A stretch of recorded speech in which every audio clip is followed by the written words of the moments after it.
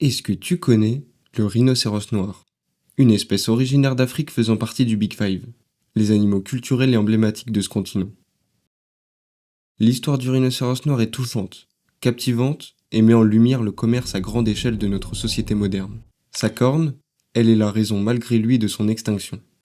Un simple amas de kératine, une matière présente sur la base de nos cheveux et de nos ongles, une matière si accessible dont la valeur a été créée par l'homme pour assouvir leurs besoins sexuels. Car oui, le rhinocéros est tué à des fins médicamenteuses aphrodisiaques, qui après analyse, ne fonctionnent pas. Une valeur purement anecdotique et métaphorique qui a placé le rhinocéros noir et le rhinocéros blanc au centre d'un commerce clandestin impitoyable. Au cours de ces 30 dernières années, la population de rhinocéros noirs a chuté de 85%. À l'état sauvage, il reste environ 3500 individus et 2000 dans des réserves de conservation luttant contre le braconnage. Malheureusement, une sous-espèce de rhinocéros noir, celui d'Afrique de l'Ouest, a officiellement été déclarée éteinte en 2011. Son cousin, le rhinocéros blanc, a eu la chance dans son malheur d'être extrêmement protégé depuis plus de 10 ans.